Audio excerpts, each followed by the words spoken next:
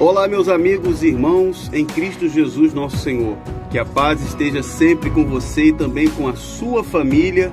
Eu gostaria de poder começar este primeiro vídeo do ano de 2021, saudando a todas as pessoas que acompanham o nosso canal. Um feliz ano novo para você.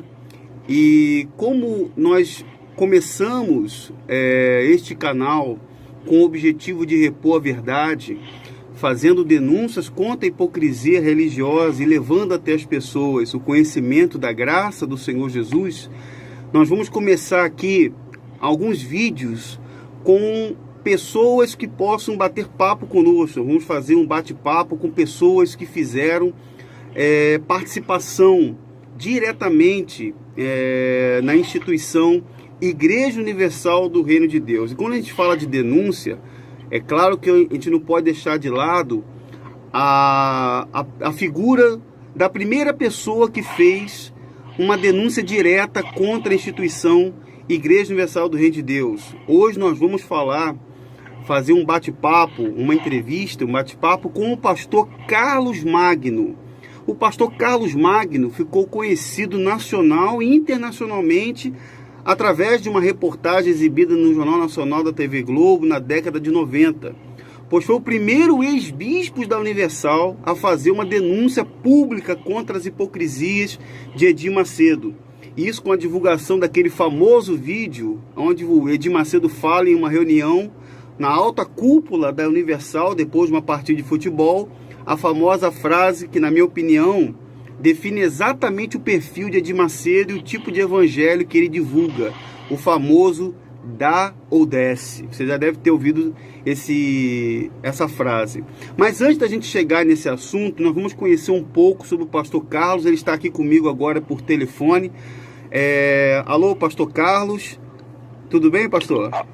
Oi, Davi, tudo bem, meu irmão? Graça e paz. Graça e paz ao senhor também, pastor Carlos. Olha, eu quero já de antemão dizer ao senhor, primeiro eu quero agradecer ao senhor pelo convite, pelo senhor ter aceitado o meu convite de estar aqui comigo, participando aqui no canal Davi Vieira. Quero agradecer ao senhor, quero desejar ao senhor um feliz ano novo também, porque esse está sendo o primeiro vídeo que eu estou divulgando no canal no ano de 2021, e ninguém melhor para falar um pouco sobre contra a hipocrisia religiosa, a hipocrisia da barganha, contar um pouco para a gente da realidade dos bastidores da instituição universal do que o senhor. E eu me sinto muito lisonjeado de estar recebendo o senhor aqui, de o senhor ter aceitado o meu convite.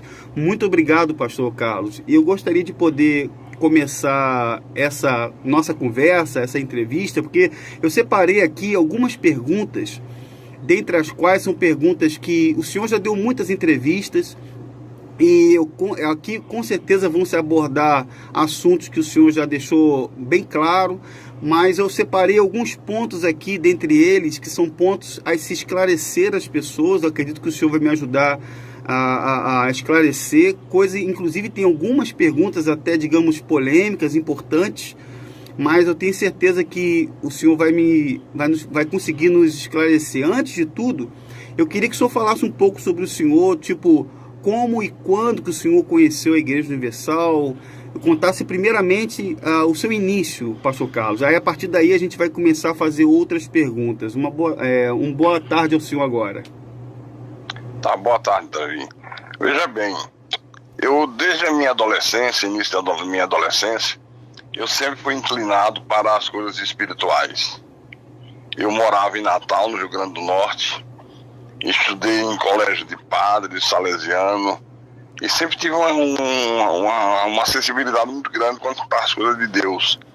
E fui coroinha há muito tempo, eu tinha um prazer imenso em ajudar as missas. No salesiano você é coroinha, então sábado e domingo tem as missas, você começa a ajudar as missas desde a primeira, 5 horas da manhã, até a última. Eu fazia isso com muito prazer mesmo, e muita confiança, muita fé em Deus, mesmo sem conhecer a palavra. Mas devido a várias circunstâncias familiares, nós tivemos que ir morar no Rio de Janeiro. E no Rio de Janeiro, eu já na faixa dos meus 18 para 19 anos, conheci uma moça que hoje é minha esposa, que é a Sandreli, e as primas dela eram frequentadoras da Universal, no primeiro tempo da Universal, quando estava começando ainda, na antiga funerária, ali em Piedade, não, na Abolição. E uma delas era namorada do Renato, que depois se tornou o bispo Renato Maduro, que já faleceu. E nós fizemos uma amizade muito grande, eu e o Renato. Eram muitos amigos, porque elas tudo moravam no mesmo prédio, em Vicente Carvalho. E várias vezes recebi convite para ir conhecer a igreja, mas eu nunca quis. Eu detestava negócio de crente, de evangélico. Eu não gostava, eu repudiava. Eu era um católico apostólico macumbeiro, que também frequentava o centro espírita. Mas um dia, minha esposa, aqui a minha esposa hoje, a Sandreli, disse assim: olha, a Tânia e o Renato convidou a gente para ir no culto da igreja. Hoje não é bem um culto não, é aniversário da igreja, vai ter bolo, refrigerante. Aí veio com esse papinho e eu fui. Eu fui, que era ainda o início da Universal, no primeiro tempo, ali na Abolição. E, na verdade, não era festa nenhuma. Era uma reunião, porque eles não chamam culto, eles chamam de reunião. Sim. E essa reunião foi dirigida pelo Edir Macedo, ainda muito novo. E eu gostei. Eu gostei pela palavra, não. Porque como eu frequentava também espiritismo, eu era acostumado a ver que todo mundo respeitava os guias, os caboclos, os orixás, etc. Todo mundo tinha um respeito, quando não menos o medo. Uhum. E eu vi aquele homem pegando as pessoas manifestadas, desafiando tudo, se mostrando forte, poderoso. E aquilo me deu uma empolgação muito grande. Muito grande. A partir daí eu não parei mais de frequentar. Comecei a fazer as correntes, que na época já se fazia. E dentro de mim nasceu uma vontade de pregar o evangelho. Mas o que... Se me permite perguntar ao senhor, a segunda pergunta seria justamente essa. Né? Seria perguntar ao senhor o que levou o senhor a querer ser um pastor da Universal, né? Seria a segunda pergunta, como o senhor está complementando. Pois é. Eu queria ser, mas eu queria ser como Edir Macedo. Com aquela coragem, aquela intensidade que ele pregava, que ele enfrentava, entre aspas, os demônios. Eu digo, se eu queria pregar, mas eu queria ser igual esse cara, igual esse homem aí. E fui frequentando. O Renato, na época, era obreiro. O Bispo Rodrigues era obreiro. O Paulo Roberto Guimarães, que também é casado com a prima da minha esposa, era obreiro. Então, ficava aquele grupo de jovens, né? E sempre falando das coisas de Deus. O Edir Macedo incentivava muito a gente desqualificar o catolicismo. Eu peguei todas as imagens que eu tinha em casa, joguei fora. Eu tinha um carro, um automóvel na época, e eu tinha aquelas imagens que você põe no painel imantada, joguei tudo fora. Ou seja, mergulhei de cabeça. Uhum. E me tornei um frequentador assíduo da igreja, crendo em tudo que eles ensinavam, crendo em corrente, em fogueira santa, em tudo aquilo que nós conhecemos hoje. Sim, sim. E o senhor ficou, depois que o senhor adentrou e o senhor ficou como pastor, no período que o senhor se tornou evangelista, acredito que seja na época, né? Acredito que tenha sido isso. Quando o senhor entrou, o senhor ficou quanto tempo como pastor, no geral, na Universal, como pastor e bispo? O senhor se lembra quanto tempo mais ou menos o senhor ficou? Olha, eu lembro. É até muito interessante, o Davi, porque eu comentava muito com o Renato que eu tinha essa vontade. E ele dizia, isso é uma chamada de Deus, você tem a chamada de Deus, já que você sente essa vontade. Mas eu trabalhava numa empresa no Rio de Janeiro, e nessa época estava sendo inaugurada a Nuclep, que é uma das subsidiárias da Nuclebras, que ficava ali depois de Itaguaí, já pegando a Rio Santos. E alguns colegas meus de trabalho foram lá fazer teste e passaram. Aí me incentivaram aí também, porque Era o projeto nuclear Brasil-Alemanha, o salário era excelente, muito melhor do que eu ganhava. E eu fui e passei nos exames todos. E fui admitido e me deram 30 dias para poder começar. Porque a papelada ia para Brasília, aquela burocracia toda. No prazo de 30 dias eu iria iniciar o trabalho. Eu pedi demissão da empresa que eu trabalhava e fiquei esperando. Então, para minha surpresa, nessa época, a Universal ia abrir uma subsidiária da seita em Curitiba. E o Renato veio falar comigo e disse: Carlinho, hoje teve uma reunião e a gente vai abrir uma igreja em Curitiba. E o Bispo Macedo, na época ele não era bispo, né? Ele era chamado de Pastor Macedo mesmo. Uhum. E o Pastor Macedo disse que eu era a pessoa, eu digo o Renato Maduro, né? Uhum. Era a pessoa indicada para ir para Curitiba, porque lá vai ter televisão, e eu falo bem, assim. Mas eu tô como pastor em Juiz de Fora. E a igreja de Juiz de Fora é muito forte, muito cheia de gente. E a gente não tem pastor. E hoje na reunião, ele perguntou: Renato, e aquele teu primo? Ele não quer não ser pastor? Ela disse: é o que ele mais quer. Aí ele disse assim: então joga ele no fogo. Bota ele pra ficar lá em Juiz de Fora. Uhum. Aí veio a proposta. Aí ele disse: vê se ele tem fé. Se ele tiver fé, ele vai topar. Uhum. Aí eu fiquei assim meio pasmo, né? Eu digo: é mesmo, rapaz? Ele disse: é. Tem fé? Eu digo: fé eu tenho. Você tem fé pra ir pra Juiz de Fora hoje ainda? Eu digo: tenho. Tenho sim. Uhum. Aí minha esposa não foi contra. Ela disse: não, como é que você vai entrar nisso? Você acabou de passar para a Nuclebras, nosso futuro está na Nuclebras, um salário excelente, um grande futuro pela frente para você crescer. Eu digo: não, mas eu vou, e na época, daqui a 30 dias a gente decide. E fui. Ele viajou para Curitiba, eu fiquei na casa dele com a Tânia, que é a esposa dele, uhum. Que também é prima da minha esposa. Só que com um detalhe, Davi, uhum. eu ainda fumava. Eu frequentava a igreja, fazia tudo para me libertar do vício do cigarro, mas não tinha conseguido. Uhum. Eu fumava 2 maços por dia de cigarro. E outra, nunca tinha pego no microfone. Olha o drama, como é que eu ia pregar se eu não sabia nada? Mas é aquela tal coisa, lá tudo é pela fé, pela fé, pela fé. Joga no fogo. Joga no fogo. Então tinha um pastor auxiliar em Juiz de Fora, e ele: pastor, você vai fazer o culto hoje? Eu digo: não, faz você, que eu tenho um problema para eu resolver. Aí fiquei dando umas desculpas, querendo encontrar coragem para fazer, para pegar. Eu não sabia como. Uhum. Até que passando, fui fazer programa de rádio, fiz programa de rádio.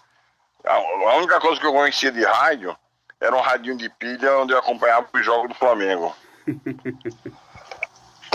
Mas fui, fiz, e a repercussão foi a melhor possível, imagina. Sim. Todo mundo gostou do programa de rádio, pra minha surpresa. Aí passou uns 2, 3 dias, eu vi que tinha que encarar, eu ia ter que fazer de qualquer jeito. Aí eu peguei a Bíblia, separei uma daquelas passagens que Jesus prega sobre o milagre, sobre libertação. Eu não lembro bem qual foi hoje. Eu digo: essa aqui eu sei falar sobre ela. Aí foi numa quinta-feira à tarde, 3 da tarde. Eu peguei, subi no altar, botei a Bíblia, peguei o microfone e tentei fazer uma imitação do que eles faziam.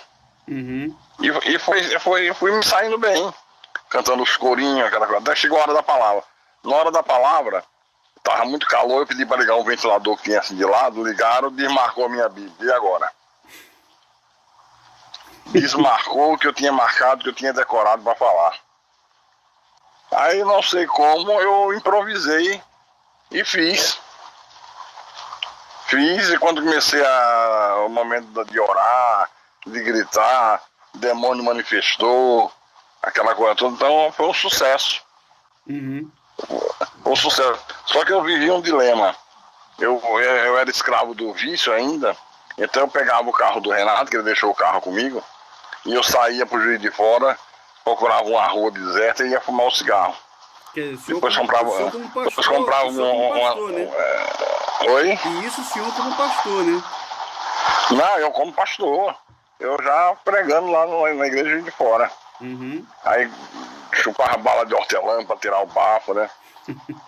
Resumindo, quando foi se aproximando os 30 dias, o pastor Macedo, ele liga para mim e diz: tudo bem aí? Eu digo: tudo bem. Isso eu quero que você traga o balanço do mês, quanto deu as ofertas cada dia, tal, direitinho, que eu já tenho aqui, mas quero checar com você.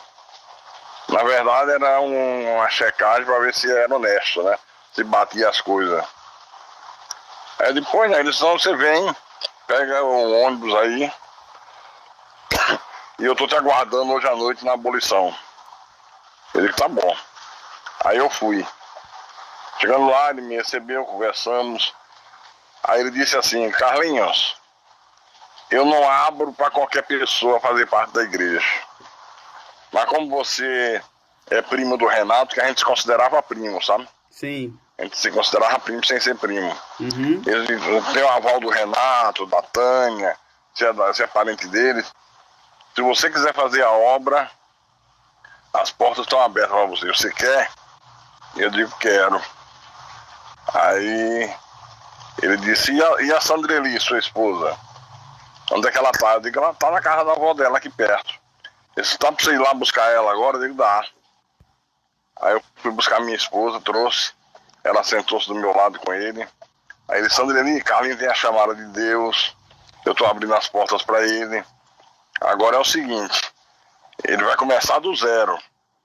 Eu vou dar uma ajuda de custo de um salário mínimo para ele. E ele vai trabalhar. E Deus vai honrar ele. Tal. Tá pronto, Carlinhos? Eu digo: tô pronto. Aí ela disse: mas pastor, ele passou para a Nuclebras. A Nuclebras vai dar uma independência para ele. Ele já vai começar ganhando 10 salários mínimos. Ele ganhava 4. Aí ele disse: bom, mas aí é com ele. Qual é a sua opinião, Sandrine? Ela disse: eu não concordo não.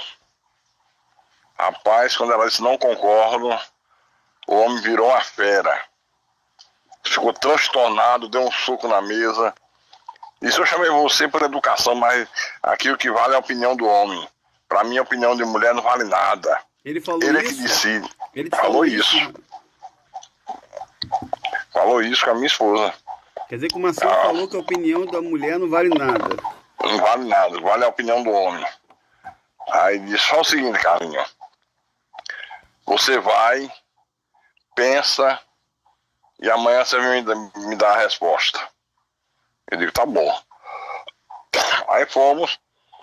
Quando chegou na casa da mãe dela, que nós contamos, todo mundo foi contra. Você tá louco? Como é que entra numa aventura dessa? Você agora que entrou para Nuclebras. Fui para casa dos meus pais, quando contei, todo mundo contra. Todo mundo contra, minha esposa contra, chorando. Aí a barra pesou. Aí eu procurei ele no dia seguinte e contei, relatei tudo isso, né? Ele disse: tá bom, faz o seguinte. Você dá um tempo, você fica ajudando o pastor Joaci lá, qual era o bairro? Tinha um bairro ali com quem vai pro Meia, que eu não tô não. Vila Isabel? Não era Vila Isabel não, daqui a pouco eu lembro. Uhum. Que já faz tantos anos, que às vezes minha memória falha de lembrar nomes, sabe? Aí você fica ajudando o pastor Joaci lá aos sábados, eu trabalhava a semana toda. Eu digo: não, mas eu fico aqui mesmo na sede, porque eu saio do trabalho e venho pra cá. Ele: então, você que sabe. Aí ficou assim. Aí eu entrei na Nuclebras, fiquei trabalhando na Nuclebras. Eu trabalhei na Nuclebras quase 4 anos, mas aquela vontade não saía de dentro de mim. Não saía. Eu muitas vezes pedia uma licença ao meu engenheiro que me chefiava, que era meu superior. Eu digo que eu tenho um problema particular para resolver. Como eu era um excelente funcionário, ele nem perguntava o que era, me liberava. E eu saía meio-dia para ir para a abolição ser obreiro. Olha como eu era fissurado na coisa. Aí ficava à tarde, esperava para da noite, chegava em casa meia-noite, meia-noite e meia, para acordar 4 da manhã, que eu tinha que acordar muito cedo, porque a Núcleo Brás é muito distante, eu tinha que pegar 3 ônibus. Aí, passados os 4 anos, eu de vez em quando conversava com o pastor Renato. Nessa época eu já era pastor. Ele diz: rapaz, você tem uma chamada de Deus, você tem que ir pela sua cabeça, não tem que dar ouvido à mulher, nem a nada não. Eu digo: não, mas eu estou preparado agora eu já aprendi. Ele está preparado mesmo? Eu digo: estou. Aí terminou uma reunião de domingo, que era que o Edir Macedo fazia. Então o Renato estava comigo e disse: vamos esperar ele descer, que tem uma escada que é para o primeiro andar, onde eles contavam as ofertas e tal. Aí quando ele foi descendo, o Renato disse: pastor, o Carlinhos quer falar com o senhor. Aí ele disse: mas tem que ser agora? Ele disse: tem que ser agora, porque é a hora que ele vem falar com o senhor, né? Aí ele disse: então fale logo. Aí eu disse: pastor, eu estou disposto a fazer a obra e agora eu estou preparado. Aí ele olhou para mim: tá preparado mesmo, rapaz? Eu digo: tô. E se Sandreli disser que não? Eu largo ela e vou seguir minha vida. Olha só, hein? Se eu te mandar para São Paulo amanhã, tu vai? Eu digo: vou. E se ela não quiser ir? Eu digo: eu vou só. Eu já tinha visto ele falar isso no altar. Se a mulher não concordar, vai e ora a Deus que Deus te dá outra. Olha só, hein? Aí eu repeti, né? Eu disse pra ele: se ela não quiser ir, eu vou só. E Deus vai ter que colocar uma mulher de fé no meu caminho. Tá vendo? Aí os olhos dele brilharam, sabe? Ele ficou empolgado comigo. Ele falou: você está preparado. Eita. Aí você então fala o seguinte: você vem à noite falar comigo, que à noite eu vou estar aqui na reunião. Eu digo: tá bom. Aí saí dali, decidido mesmo, pronto para largar tudo e fazer. Aí à noite eu voltei para falar com ele. Ele me recebeu no gabinete, conversamos. Aí nessa hora ele disse: olha, eu vou te dar um salário mínimo, que é que o Randalzinho, que hoje é pastor Randal, que o Randalzinho ganha. O Randalzinho era muito novo, era um garoto de uns 15 para 16 anos. Mas como ele já fazia reuniões, então ele já ganhava um salário mínimo de ajuda. O que eu posso fazer é te dar isso. Aí o Renato, que estava do lado, disse: bicho, mas ele ganha 10 salários mínimos, bicho. E ele tem aluguel, tem isso, tem aquilo para pagar. Aí eu digo: não, eu não ganho 10 salários mínimos, não. O salário mínimo, 10 salários mínimos foi há 10 anos atrás, há 4 anos atrás. Eu hoje estou ganhando quase 30 salários mínimos. Eu estou indicado para ir para a Alemanha fazer um estágio, passar 2 anos. Aí quando ele ouviu isso, ele tremeu nas bases, sabe? Ele disse: O Macedo. olha só, O Macedo. O Macedo. Não é melhor você ficar só como obreiro, não. Não você posso fica como pagar obreiro, o passe desse jogador, não, tá, né? Ele falou: não posso tá. pagar o passe desse jogador, tá muito caro o passe dele. Aí ele sentiu a responsabilidade, como que dissesse assim: poxa, o cara tá no topo da pirâmide, se não der certo, Sim, como é que vai fazer? Uhum. Eu acho que foi mais até por esse lado, sabe? Sim, Que ele pensou. verdade. Aí eu disse: não, pastor, eu tô pronto, eu quero. Eu largo tudo. Aí você não quer pedir umas férias, passar 30 dias de férias, aí você fica aqui com o Renato, nas reuniões do Renato, você ajuda a abrir a reunião, encerrar, fazendo aquela oração, tal. Aí você vai vendo se é isso mesmo que você quer. Eu digo: não, se eu fizer isso eu não estou agindo pela fé. Sim. Eu tava com a cabeça feita mesmo, sabe? Puxa vida. Eu digo: tem que ser pela fé. Aí ele disse: bom, a responsabilidade é sua. Eu digo: tudo bem. Ele disse: então tá bom, pode largar teu emprego. Aí, rapaz, eu larguei meu emprego, comecei a trabalhar, ficava lá de obreiro, e aos sábados à tarde eu fazia reunião. Porque sábado à tarde dava pouca gente, não tinha risco de causar problema, né? Uhum. Mas aí, meu irmão, começou um problema seríssimo na minha casa. Que minha mulher não tinha outra alternativa, não sei me acompanhar. Mas quando ela começou a ver a geladeira vazia, só água, que um salário mínimo, para quem ganhava quase 30, Imagine a diferença, né? Sim, com certeza. Como mudou o padrão de vida, né? Uhum. Então tive que vender o carro. Eu tinha um financiamento de uma casa em Cabo Frio. Passei um cunhado meu. Que eu me desfiz de tudo, de tudo, de tudo, de tudo. Até que passaram alguns meses, uns 7, 8 meses, toda segunda-feira tinha reunião de pastores na abolição. Uhum. E eu participava dessa reunião também. Aí, numa dessas reuniões, ele disse: eu quero falar contigo no final. Ele disse: tá bom. Aí quando terminou, ele mandou os pastores sair, ficou eu e ele. Aí ele disse assim: olha, Carlinho, tem um pastor no Nordeste que tá roubando. Eu vou ter que tirar ele. E eu quero botar você lá como líder de Estado. Eu digo: como? Ele disse: você vai ser líder de Estado. Tá pronto para ir? Eu digo: tô, pela fé eu tô. Ele disse: então tá bom. Então você, segunda-feira, vai na Rádio Copacabana. Já tinha comprado a Rádio Copacabana, que eu vou te orientar lá. Aí eu fui na segunda-feira, me apresentei, ele nem lembrava direito. Qual é o assunto? Eu digo: não é, o senhor disse que eu vou para Recife? Ele disse: ah, sim, sim. É, malandro. Pega o teu carro. Eu tinha já na época outro carro, que era um Corcel 2, usado. Ele disse: pega teu carro e pega a estrada hoje mesmo. E vai pela fé Deus vai te honrar. Eu pensei que ele ia orientar alguma coisa. Não, a orientação foi essa: vai pelo carro e é pela fé. Eita. E assim eu fui. Minha esposa ficou, que meu segundo filho tinha acabado de nascer. Chorou muito por ter tomado essa decisão, mas eu estava disposto, eu estava com a cabeça feita realmente. Aí viajei, fui para Recife, assumi. Era uma igreja pequena, tinha mais umas 3 pequenininhas, com pouca frequência, os pastores passando necessidade, é uma coisa horrível. E tinha um programa de televisão. Eu nunca tinha feito televisão, fui fazer e deu certo. Me adaptei muito bem. O pessoal da televisão: o senhor tem muita experiência de Rio e São Paulo? Eu digo: eu não, nunca passei nem na calçada de uma televisão. Contando, pastor, não contando o senhor, isso foi em que ano? O senhor se lembra? Como? Isso que o senhor está contando, quando o senhor foi para Recife, foi em que ano? O senhor se lembra? 80, acho que é 83. 83. É. No início mesmo. No início mesmo. E a coisa deu certo, rapaz, eu fazendo televisão, a igreja encheu, superlotou. Aí eu vi ele fazer no Rio de Janeiro o Maracanãzinho.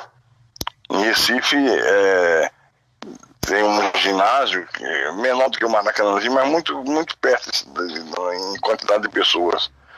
Cabia umas 15, 20 mil pessoas usando ele, todas as empresas, que era o Geraldão. Uhum. Eu digo: eu vou fazer uma reunião no Geraldão. Aí preparei, botava a vinheta na rádio, o Duelo dos Deuses, aquela coisa bem espalhafatosa, né? Uhum. Você que tá paralítico vai andar, você que tá cego vai enxergar, você que tá desenganado na medicina vai ser curado. Meu irmão, no domingo que eu fui fazer, peguei minha esposa, pegamos o carro, fomos pra lá. Quase que eu não acredito no que meus olhos estavam vendo. Todas as imediações do ginásio superlotadas de ônibus, vindos de todas as cidades do interior de Pernambuco. Quando eu entrei, estava super, hiper lotado. A quadra lotada, essa arquibancada lotada. Aquilo foi uma coisa impressionante. Aí eu fiz, e aquela mesma história, aquelas orações gritando. Só que eu nunca vi um paralítico andar, nunca vi um cego enxergar. Eu nunca vi. Eu estou falando com toda a sinceridade da minha alma. Uhum. E era isso que me atormentava. Uma vez eu estava no Maracanã, quando ele fez uma reunião no Maracanã, agora já no estádio, e ele fez um desafio para quem tinha problema nas vistas. Eu lembro.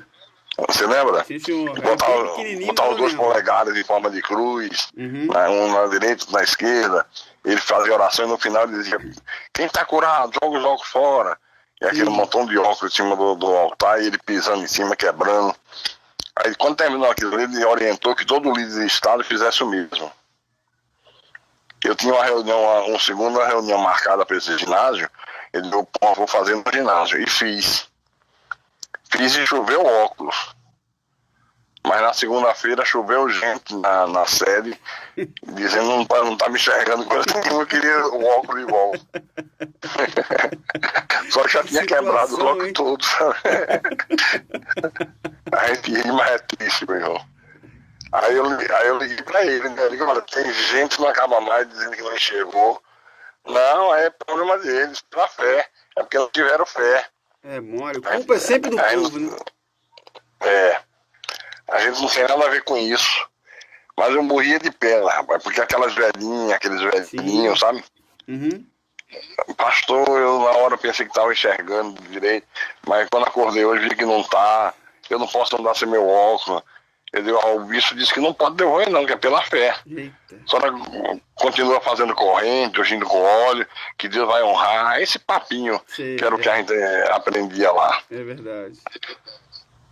Mas eu tinha tanta empolgação. Motivação, né? Eu tinha tanta motivação. Eu achava que eu estava servindo a Deus. Que eu abri quase 200 templos, meu irmão. Foram quase 200 templos que o senhor abriu, né? Na época. No Norte e Nordeste.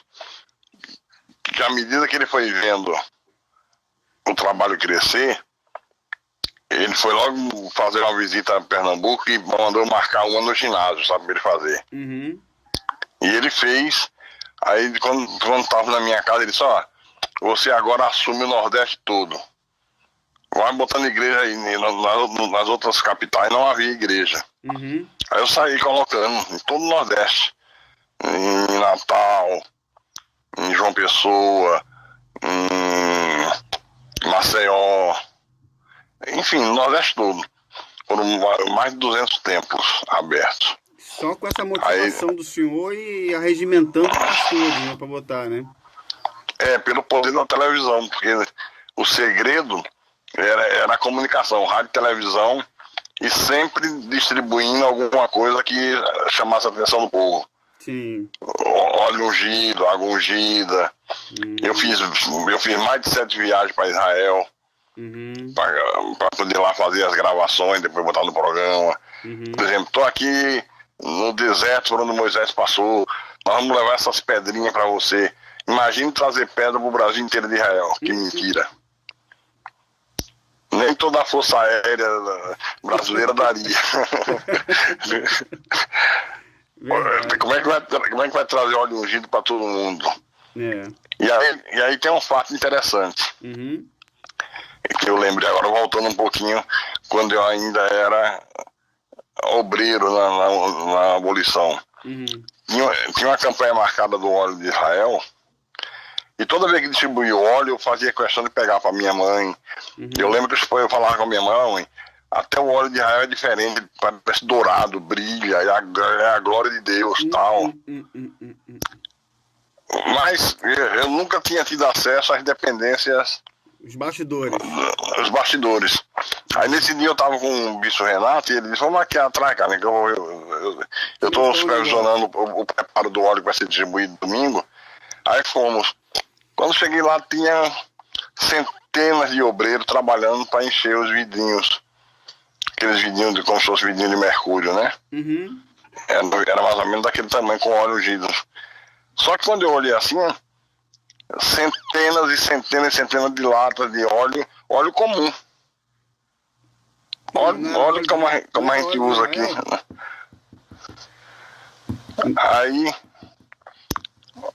Aí eu questionei o Renato, né? Uhum. Eu digo, mas não é de Israel? Esse não, Carlos, isso aí é para despertar a fé do povo. Para todos os efeitos de Israel, mas só para despertar a fé do povo. Isso é um ponto de contato. Tá? Aí é o problema todo, Davi. É você não ter conhecimento. É verdade. Hoje eu entendo quando Oséias escreveu: o meu povo está sendo destruído porque lhe falta o conhecimento. É verdade. Então, quando você não tem conhecimento, você é facilmente manipulável. E quando você tem boa fé, a coisa se torna mais fácil ainda. Sim. Porque você tem a boa fé. Eu vi aquele homem como sendo um homem de Deus. Eu acreditava piamente nisso. Sim. Eu tinha quase que uma devoção a ele, sabe? Sim. Então tudo que o cara fala, você vê que tem uma certa lógica. Para tudo tem uma resposta. Por exemplo, uma coisa que me intrigava muito era essa coisa de demônio. E uma vez eu perguntei a ele, vem cá, por que na Bíblia, quando Jesus pegava uma pessoa endemoniada, era uma vez só? Mandava sair e estava liberto, né? Uhum. E por que com a gente não é assim? O demônio vai sair em suaves prestações semanais. Aí, tem sempre a cartinha marcada, né, Pastor Carlos? Aquela pessoa que já tá sempre, toda sexta-feira, antigamente era corrente da cura, eu acho, né? Terça-feira corrente da cura e sexta-feira era libertação. Não sei se o senhor confirma. No meu tempo, quarta-feira era corrente da cura, que era corrente da unção com óleo. Sexta-feira, libertação. Quinta-feira, família. Terça-feira, busca o Espírito Santo. Imagine. Quanta barbaridade. Quanta barbaridade. Mas eu não tinha base bíblica. Vinha as dúvidas e a resposta que me davam tinha uma certa lógica. Eu, de boa fé, acreditava. Uhum. Eu digo, então isso é pela fé, é para despertar a fé. Você vê como as pessoas são curadas e tal. Mas o óleo nunca foi de Israel, nunca trouxeram óleo de Israel. Sim. Nunca. Uhum. Era o azeite comprado no supermercado da esquina. Tá vendo aí? Sabe? Essas pessoas que estão ouvindo aqui, eu quero deixar claro, nós estamos aqui com quase 37 minutos de vídeo. Estamos conversando com o pastor Carlos Magno. Ele é basicamente um dos fundadores da Igreja Universal do Reino de Deus e ele foi o primeiro a fazer denúncia direta contra Edir Macedo. A gente vai entrar em vários assuntos importantes aqui ao decorrer dessa conversa, dessa entrevista com o pastor Carlos. Ele está contando a experiência dele aqui. E para você aí, ó, isso aqui que para você que cansou de pegar o óleo ungido, levar para casa, vai ungir não sei o que, vai ungir não sei o que das contas, que disseram para você que o óleo é de Israel, olha aí, ó. E ele está contando um fato da década de 80. Da década de 80 ele está contando, não é de agora não. Quanto mais agora, se naquela época que era o início, né? Se dizia que era o início, para quem é antigo, o início mais puro, entre aspas, né? O início mais puro era óleo de mercado, imagine hoje. Então, quer dizer que na época do senhor, as campanhas eram assim, dessa forma, né? Era por essa fé, né? Pela fé. Era assim, e outra coisa. Na época tinha um programa de rádio, que eles tinham comprado a Rádio Continental, né? Rádio Copacabana. Uhum.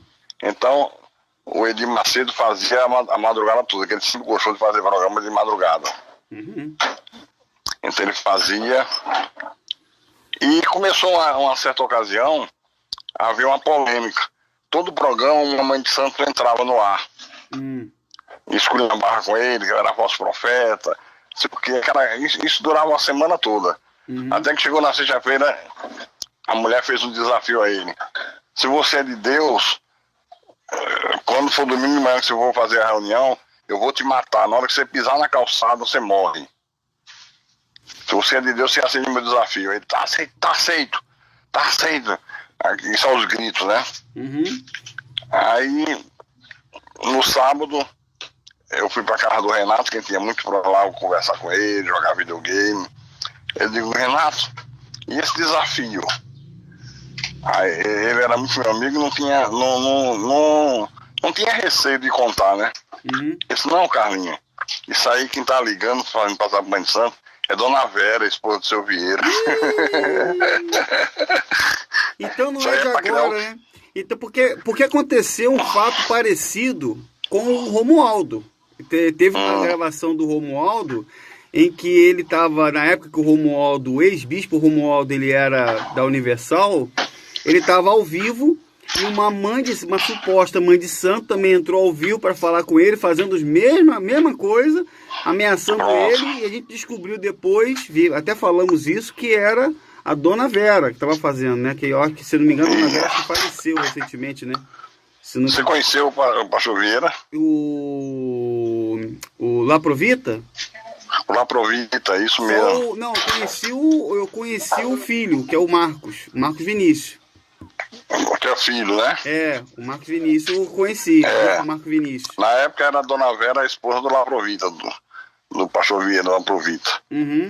Que é a mãe do Marcos, né? Sim. Então era ela que fazia essa fraude na rádio. E o interessante é que quando isso fazia, dava resultado.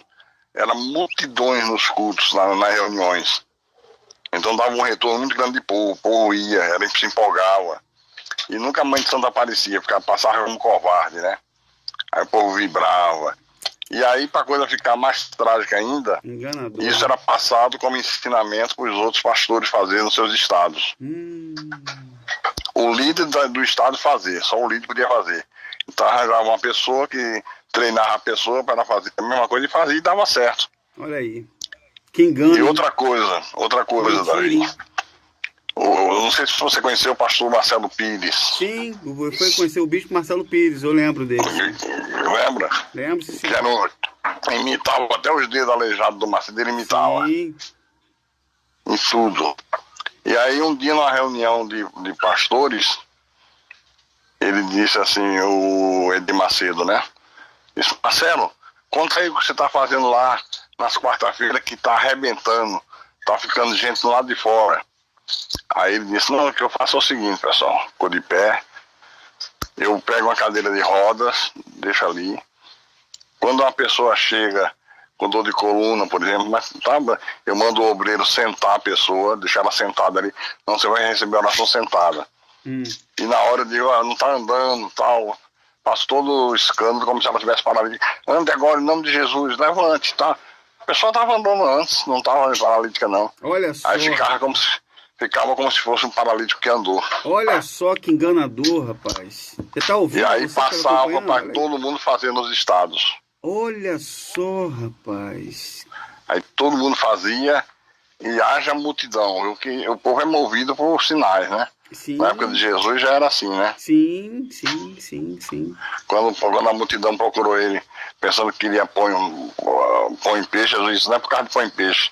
Vocês estão aqui por causa dos sinais que vocês viram. Sim. Não é por causa de mim. Vocês não me veem como nada, só querem milagres. Isso. E isso aí se fazia. E dava certo. Então as coisas mais absurdas eu vi. Ninguém me contou. Aqui, se o senhor for relatar tudo que o senhor viu, isso aí, por exemplo, para mim é uma coisa que, olha, eu estou impressionado com isso que o senhor está contando, eu estou impressionado com E detalhe, não só fazia o erro, enganava as pessoas assim, mas levava outros a fazer a mesma coisa, né? Só que essa aí, eu não fiz. Eu não fiz na região que eu era o líder, porque a minha consciência não permitia que eu fizesse. Como uma vez ele fez a campanha do caixão do defunto, botar em cima do altar um caixão do defunto, para as pessoas levarem o nome do inimigo, colocar ali dentro, depois aquele ia ser sepultado e o inimigo estava morto para sempre. Aí ele passou pelo telefone para mim, que ele conversava muito comigo por telefone, e eu disse: bicho, eu não tenho coragem de fazer isso não. Não tenho coragem. Eu faço qualquer outra coisa, mas isso aí eu não faço não. Aí ele disse: bom, tudo bem, Carlinhos, você pode até não fazer, agora eu quero ver o resultado da bufunfa. Bufunfa é a oferta, né? Sim. Quero ver se você vai ter bom resultado. Se tiver, tudo bem. Aí eu não fazia, criava outra coisa, e eu já sabia como é que a coisa era feita, sempre dava o resultado financeiro que ele queria. Sim. Sabe? Porque tudo é voltado pro dinheiro. Sim. A gente vai entrar mais à frente, eu vou fazer algumas perguntas para o senhor. Eu não sei se eu cheguei a fazer aqui em ordem cronológica, mas eu vou chegar para o senhor nessa questão depois, sobre a questão dos pastores, a comissão, o salário. Depois eu vou entrar um pouquinho mais para frente nesse assunto, que é um assunto muito interessante. Nós estamos aqui com vamos para 45 minutos de vídeo.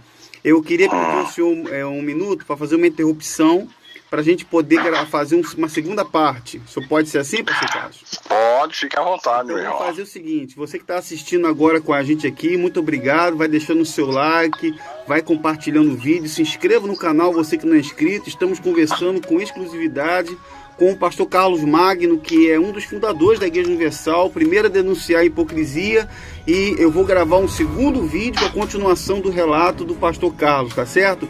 Um grande abraço a todos vocês e até o próximo vídeo. Tchau, pessoal.